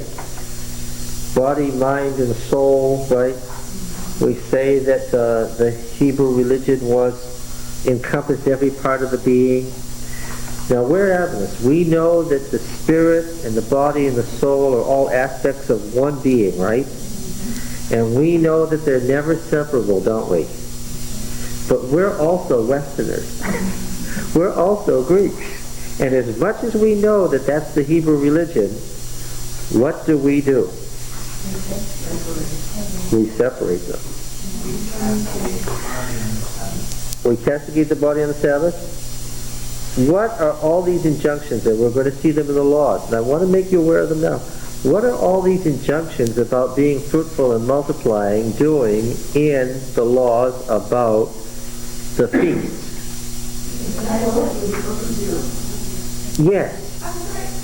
Yes. And this is one of the scary things about Song of Solomon. See, we're Westerners. We're Westerners. Augustine said that a Christian who wasn't pure and hadn't overcome the lust of the body should not do something. What did he say? Especially if you read it in Latin, because the translation is more correct to the Hebrew, where the translators of the Bible certainly weren't going to translate the Hebrew exactly as it's written in the Song of Solomon, because they're going to sell these Bibles to people later, right? And here they're reading this song at these feasts, and what is the song telling them to do? Telling you what to do. It's in the command form. They have sexual relations. What? Well, yeah. I was good. The Bible said, go to your house and drink and be merry in your own house. But do not cover your neighbor's wife. Well, that's right. If you stop and think about it, coveting the neighbor's wife would be rather an outrageous thing to do when what? Yes. When the society makes provision for everybody to be married and tells you what? As soon as you have hormones, as soon as you're 12 or 13 years old, what? You better get married and you better multiply. Right? A child who was 16 and hadn't had children, what would be the question? Yeah, has God not blessed you? Don't you have any, is there a problem? Has God put a curse on you? This is a different religion from the one that we follow in a few ways. Right? We're going to go, we're going to listen to and we're going to give ourselves devotedly and unreservedly to Yahweh. We're going to follow Him and Him only. We're going to do His law. And part of His law is what? We're going to be totally happy with Him, and we're going to be fruitful and multiply, and we're going to drink, and we're going to feast. And if we aren't happy, and if we think we need somebody else, after He gives us all this, then what? Then He'll turn and destroy us. Now that's a different view of religion, maybe, than our modern religion would be. We inherited the Puritan tradition, didn't we? I can't imagine going to camp meeting and saying out loud from the pulpit, you know what the Lord wants tonight? The Lord wants a lot more children, and everybody better be hard at it and make sure that you produce children, and there's wine and strong drink, and if you're not rejoicing, then the Lord will turn on you. Now I can picture them as preacher saying that. There would probably be his last service. I'm not sure that it would get all the way to the conclusion before it was over, but that's the religion that's in Deuteronomy. So you see, they really didn't have much to be ungrateful for. If that's the religion that was being espoused, it wasn't very hard, was it? And in fact, it says at the end of the covenant ceremony, what? This law isn't hard. And it's one of the things that runs through Deuteronomy is what? It is a very fun religion. It's what? This law is not a hard law. You can do it. Yeah. But it's true. And that's what's lacking in our religion today, is it not? No, that's what I mean, the joyfulness. We're lacking that. Maybe that's why I like Steve better.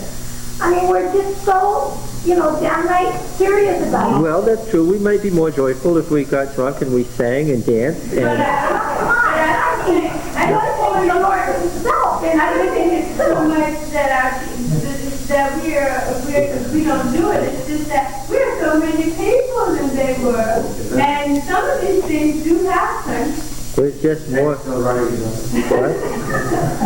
See, I didn't write this. I'm okay. This is the Deuteronomist isn't here. He wrote it. It's scripture. I just commenting on the facts as they are here. I said many times that Deuteronomy was shocking. Did I not say all the way through P, who is somber and sober, that we get to Deuteronomy and it was shocking? Yes, okay. To our sensibilities, really, I cannot picture myself singing and dancing See, the thing is that they wanted to have those orgies there at the Golden Calf when they were almost to the right thing, right? And when you see the laws here, as you read the laws, has anybody read the law code after chapter 12 yet? How do you feel about the tone of it in comparison to the three law codes in P?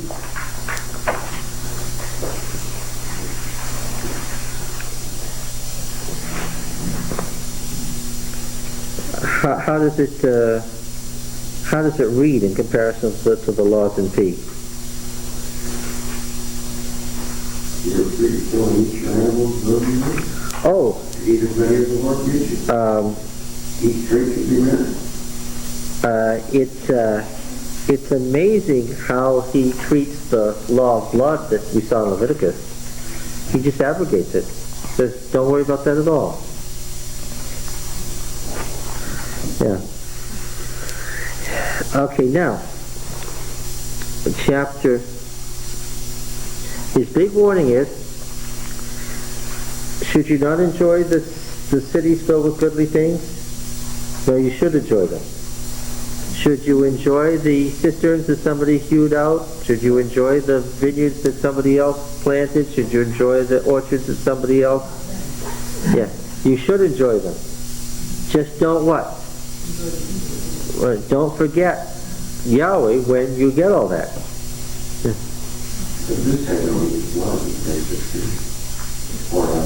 Yeah. Oh yes, he says don't eat the blood, but he doesn't say. Remember how often they could have meat under the law of blood in Leviticus 17? How often could you have blood? Not blood, but meat. How often could you have meat under the law of blood in Leviticus 17? Only when?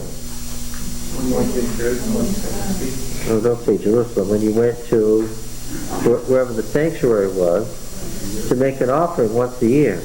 That's when you could have meat. Now what does it say here? In all your towns, whenever and as much as, I mean, these are, yeah, as often as, these are scary words. As if you were a hunter hunting, Tom says. Right? But isn't that also telling us definitely or the sexual reproduction thing? That's telling them also, you don't have to wait. In other words, this thing about being with Yahweh is daily. You don't have to wait for once a year. Because that's the way I understood when I read about the drinking. They would go to the temple once a year to drink. But they're saying now, you can do this on your own now. You can be God together in your own home. You don't have to wait for that one. That's exactly what it was doing.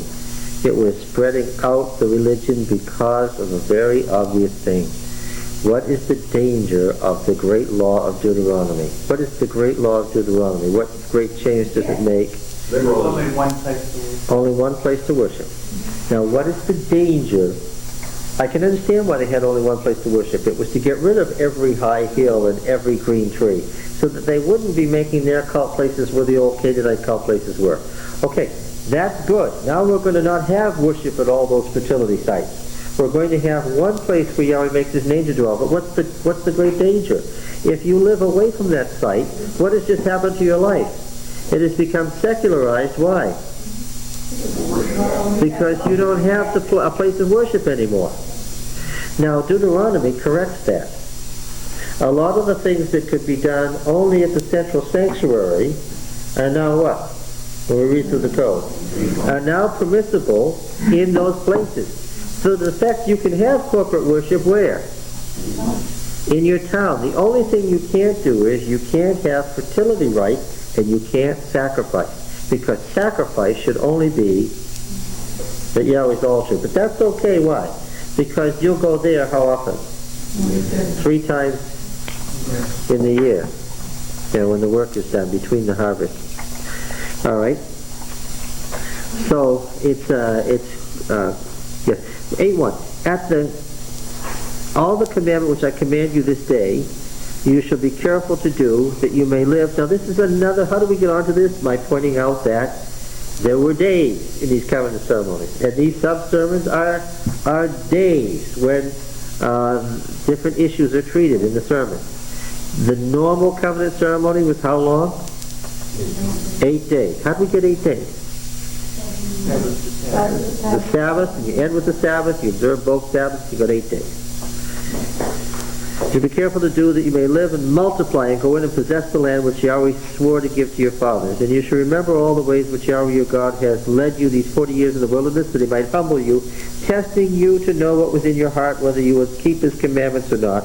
And he humbled you and let you hunger and fed you with manna which you did not know, nor did your fathers know, that he might make you know that man does not live by bread alone, but that man lives by everything that proceeds out of the mouth of Yahweh. Your clothing did not wear out upon you, and your foot did not swell these 40 years. Know then in your heart that as a man disciplines his son, Yahweh your God disciplines you. So you shall keep the commandments of Yahweh your God by walking in his ways and by fearing him. For Yahweh your God is bringing you into a good land, a land of brooks of water, of fountains and springs flowing forth in valleys and hills, a land of wheat and barley, of vines, fig trees and pomegranates, a land of olive trees and honey, a land in which you will eat bread without scarcity, in which you will lack nothing, a land whose stones are iron, and out of whose hills you can dig copper. And you shall eat and be full, and you shall bless Yahweh your God for the good land he's given you. That sounds nice, doesn't it? After you hear all that, you say, well, let's go, huh? Take heed lest you forget Yahweh your God by not keeping his commandments and his ordinances and his statutes which I command you this day. Lest when you have eaten and are full, and have built goodly houses and live in them, and when your herds and flocks multiply, and your silver and gold is multiplied, and all that you have is multiplied, then your heart is lifted up, and you forget Yahweh your God, who brought you out of the land of Egypt, out of the house of bondage, who led you through the great and terrible wilderness with its fiery serpents and scorpions and thirsty ground where there was no water, who brought you water out of the flinty rock, who fed you in the wilderness with manna which your fathers did not know, that he might humble you and test you, to do you good in the end.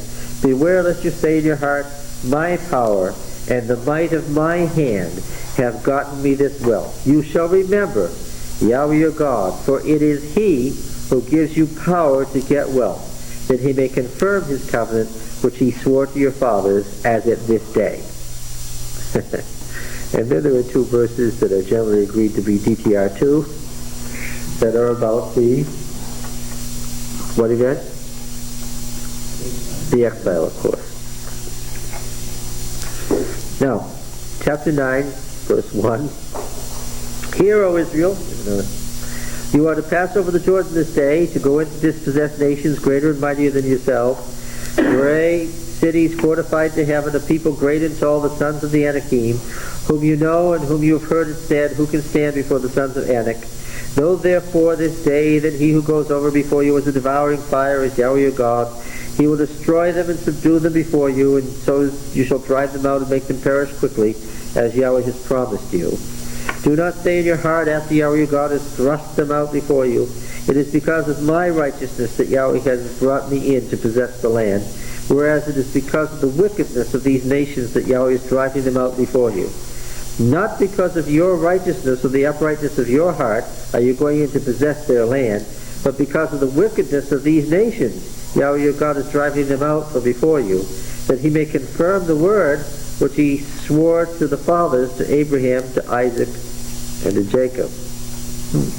Those are two different reasons, but they're put together there. Now, about the golden calf. Know therefore that Yahweh your God is not giving you this good land to possess because of your righteousness, for you are a stubborn people. Remember and do not forget how you provoked Yahweh your God to wrath in the wilderness. From the day you came out of the land of Egypt until you came to this place, you have been rebellious against Yahweh. Even at Horeb you provoked Yahweh to wrath. And Yahweh was so angry with you that he was ready to destroy you. When I went up the mountain to receive the tables of stone, the tables of the covenant which Yahweh made with you, I remained on the mountain 40 days and 40 nights. I neither ate bread nor drank water. And Yahweh gave me the two tables of stone written with the finger of God, and on them were all the words which Yahweh had spoken with you on the mountain out of the midst of the fire on the day of the assembly. And at the end of 40 days and 40 nights Yahweh gave me the two tables of stone and the tables of the covenant. Then Yahweh said to me, Arise, go down quickly from here, for your people, whom you have brought out of Egypt, have acted corruptly. They've turned aside quickly out of the way which I commanded them. They've made themselves a molten image. Now this is paraphrasing from the J.E. story. Do you recognize it? But it's cast into that very unusual Deuteronomic style. You could never read this and think this was the Yahwist writing the story. Same details, but you couldn't think this was the Yahwist writing because it sounds so like D. You can always tell D a mile away. As soon as he opens his mouth, his first sentence sounds like himself. Furthermore, Yahweh said to me, I have seen this people, and behold, it is a stubborn people. Let me alone, that I may destroy them and blot out their name from under heaven. And I will make of you a nation mightier and greater than they. So I turned and came down from the mountain, and the mountain was burning with fire. The two tables of the covenant were in my two hands. And I looked, and behold, you had sinned against Yahweh your God. You had made for yourselves a molten calf. you would turn aside quickly from the way which Yahweh had commanded you. So I took hold of the 2 tables and cast them out of my hands and broke them before your eyes. And then I prostrate before the Lord as before 40 days and 40 nights. I neither ate bread nor drank water because of all the sin which you had committed in doing what was evil in the sight of Yahweh to provoke him to anger. For I was afraid of the anger and hot displeasure which Yahweh bore against you, so that he was ready to destroy you. But Yahweh hearkened to me that time also. And Yahweh was so angry with Aaron that he was ready to destroy him. And I prayed for Aaron also at the same time. What did I tell you before? That is what? That is these one only mention of Aaron, and it's not flattering. The Aaronite priesthood could hardly have appreciated this way of being treated in the covenant ceremony. Then I took the sinful thing, the calf which you'd made, I burned it with fire, I crushed it, grinding it very small until it was fine as dust, and I threw the dust into the brook that descended out of the mountain. The burning, crushing, and grinding, and throwing is in exactly that order, in exactly those words, originally from, anybody know? What? No, it comes from the Baal epic. This is what you do with the grain god. You burn the grain, you crush it, you grind it, and you throw it into the ground so that what? It will grow. At Taberah also, and at Massah, Kibroth-Hattaavah, you provoked Yahweh to wrath. And when Yahweh sent you from Kadesh Barnea, saying, go up and take possession of the land which I have given you, then you rebelled against the command of Yahweh your God. You did not believe him or obey his voice. You have been rebellious against Yahweh from the day that I knew you. That's his summary. So I lay prostrate before Yahweh these 40 days and nights, because Yahweh had said he would destroy you. And I prayed to Yahweh, O Lord God, do not destroy the people and the heritage whom thou hast redeemed through thy greatness, whom thou hast brought out of Egypt with a mighty hand. Remember thy servants Abraham, Isaac, and Jacob. Do not regard the stubbornness of this people or their wickedness or their sin, lest the land from which thou didst bring us, say, the people of the land, because Yahweh was not able to bring them into the land which he promised them, because he hated them and has brought them out to slay them in the wilderness. For they are thy people and thy heritage, whom thou didst bring out by thy great power and outstretched arm.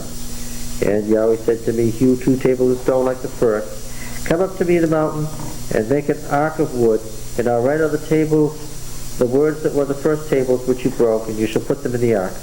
So I made an ark of acacia wood, and hewed 2 tables of stone like the first. Catch this. What has become of peace, Ark of the Covenant? What was it? What was it like in peace? Describe the ark. Huh? Yeah, and one part of it was all gold. What was that? The mercy seat, yes, and the attached cherubim were solid gold. The mercy seat was 5 inches thick of gold. Well, mercy seat was with his name, right? The cover, the kapot. And the cherubim looking downward and so forth. And in this empty space became the Shekinah. Shekinah being the technical word of P for what God does. He dwells in the Mishkan. The Mishkan being the dwelling place, the sanctuary. Okay? Where he tabernacle. Okay? What has happened to all that here? Yes. I look in vain for any gold.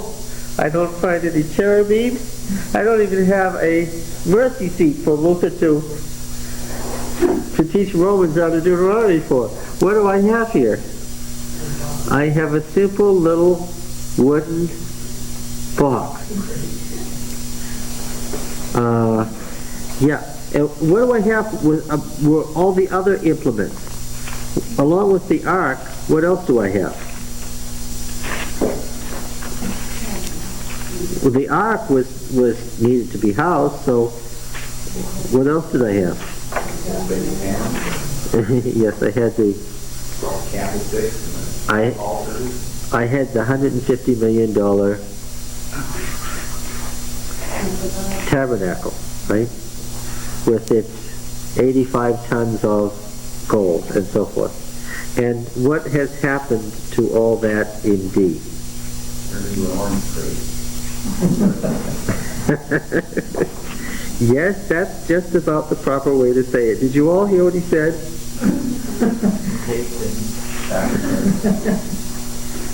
Yeah. What? This side up?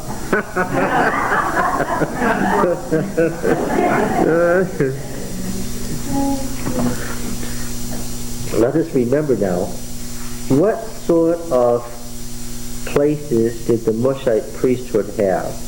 What sort of holy places did they have? I know what the Aaronite priests had. What did they have? They had temples that led to what? The great temple, right? Which was the sanctuary in the wilderness times 2, right? We've already said the sanctuary in the wilderness times 2 was exactly times 2 was the temple in Jerusalem, and your 87 tons of gold becomes 190 tons of gold, and there it is, the great shrine. What sort of places did? A little more simple here. So he did. What? A tent, yeah. They weren't city dwellers. They were what? They were Bedouins. And they had a tent shrine. And inside the tent shrine, what did they have? There was this box. And what was in the box? They had the tables of stone. The tables of stone, yes. And there it was. And you look at it and you say, well, now where's the Ark of the Covenant? What would the answer be? There it is. That's no footstool. That's it right there. It's like, and of course, that's why Sisera fled to Jael's tent, because it was a sacred tent. She was a priestess. And the law of sanctuary, coming from ancient times, meaning that if he got inside the tent, what? He'd be safe, because he was in one of those Mushite shrines. The family of Moses carried on this tradition of the Bedouin tent shrine. They weren't city dwellers. How did they look on their Aaronite cousins? What? They looked down on their rich cousins? Yes, yes. Is it possible, Tom, for a country people, a simpler people, to look down on the more sophisticated city people? Oh no, just the city people look down on the country people as country bumpkins, right? Country people can look down on city people? Oh, absolutely. Oh, this is a modern invention? What do we see here? What? Right here in Deuteronomy, what do we see? Is he interested in that ornate religion?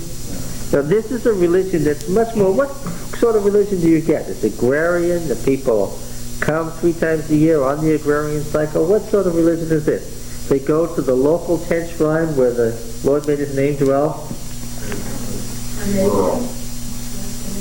Oh, it's yes.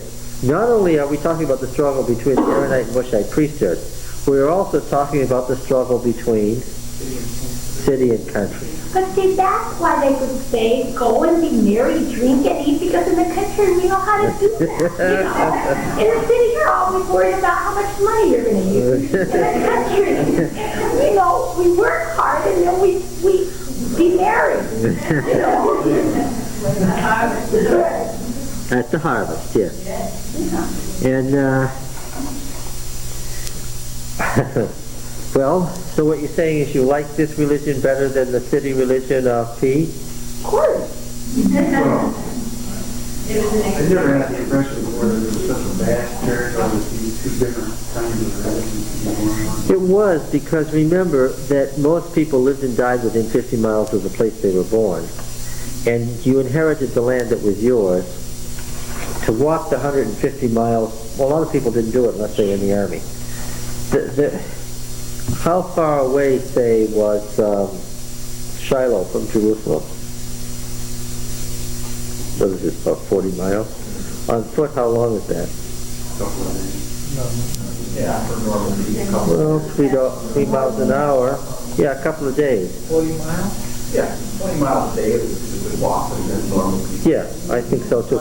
Especially since when they walked, they didn't walk by themselves. What did they have with them? What? Pack animals and what else? Children. If you're going to go with the 2-year-old, then what?